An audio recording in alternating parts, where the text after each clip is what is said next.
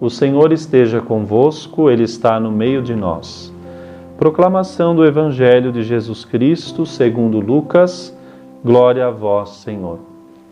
Estava chegando o tempo de Jesus ser levado para o céu. Então ele tomou a firme decisão de partir para Jerusalém e enviou mensageiros à sua frente. Estes puseram-se a caminho e entraram num povoado de samaritanos para preparar hospedagem para Jesus.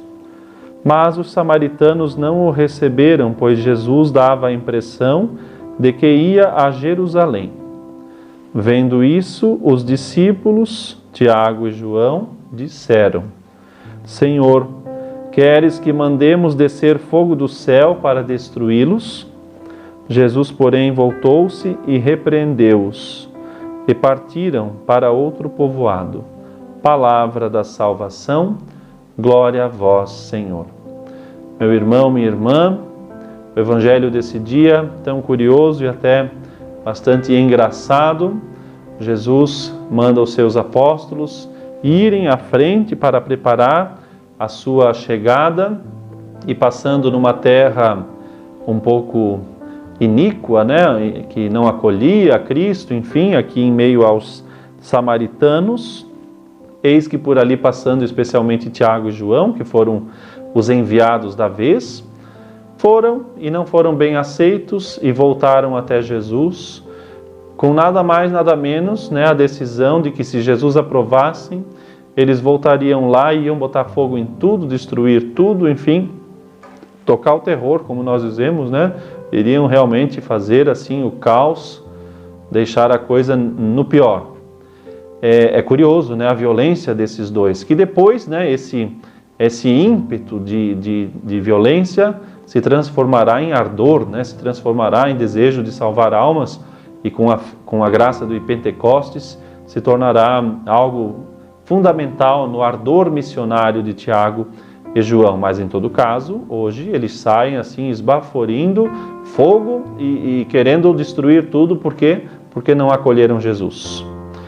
É aquela situação que tantas vezes nós também passamos na vida, onde temos que viver com pessoas que são arredis, que não querem acolher a verdade, e de repente a esposa diz uma coisa para o esposo, né, no sentido de correção, de querer algo para o bem, e ele já sai chutando com os dois pés, ou também o contrário, né, o esposo em direção à esposa, ou os pais falando aos filhos e coisa do tipo. O Senhor quer e veio para salvar a todos. Agora, há um tempo, né, Deus entra na vida de cada um na medida em que cada um também abre, né? Se eu ofereço um copo de 200 ml, Deus vai encher com 200 ml, pode, porque Ele tem muito mais. Agora, se eu ofereço apenas um copinho de café de 50 ml, pois então é isso que Deus vai colocar. E esse respeito, né, de entender o processo das pessoas e não querer aí com isso odiar ou destruir, mas deixar que Deus possa trabalhar na abertura em que cada um vai sinalizando e dando, essa é, pois, a necessidade. Da nossa parte, claro, devemos incentivar e fazer muito bem o que é a nossa missão.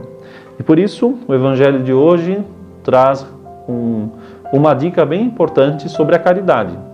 A caridade no sentido de saber respeitar os defeitos do próximo, né? Jesus teve que dizer aos dois ali, o Tiago e João, que daquela atitude deles não dá, né? Jesus os repreendeu, eles queriam, imagina, botar fogo na cidade inteira porque não acolheram Jesus.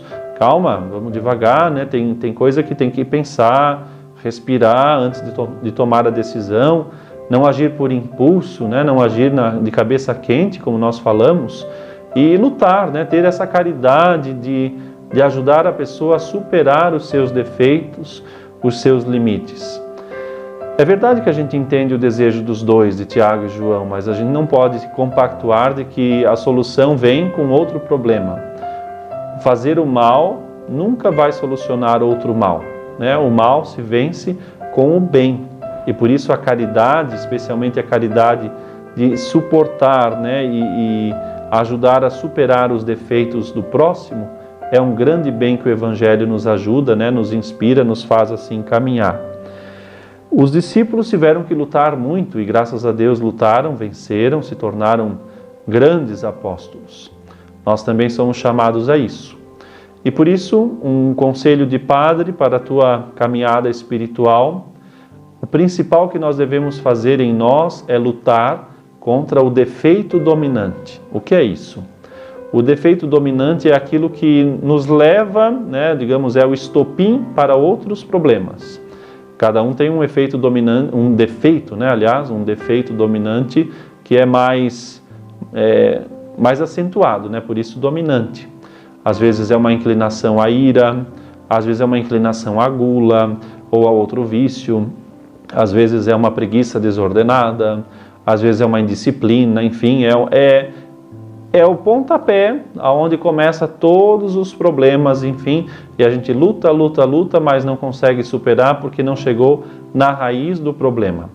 Quando descobrimos qual é o nosso defeito dominante, aqui está bem visível, A hostilidade dos samaritanos, a hostilidade pode ser essa rejeição, Pode ser um defeito e dominante, ou também essa ira descabida, querer matar todo mundo e bater em todo mundo, tocar fogo em todo mundo, enfim, nós temos que fazer um exercício, um exame da nossa consciência e trabalhar em nós esses defeitos, especialmente aquele que é o pior, para que, descobrindo esse defeito, também possamos agora superá-lo.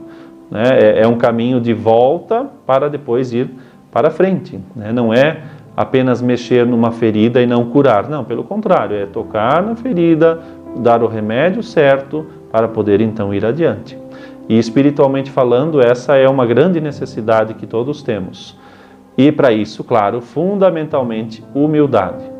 O soberbo nunca vai dizer que tem defeito dominante, que os outros que são o problema, ele que é a vítima e por aí adiante. Quando começa assim, talvez o defeito dominante já é justamente esse orgulho, essa soberba, aonde se constrói uma muralha, Deus não entra. Deus não entra porque não consegue, a pessoa não abre espaço.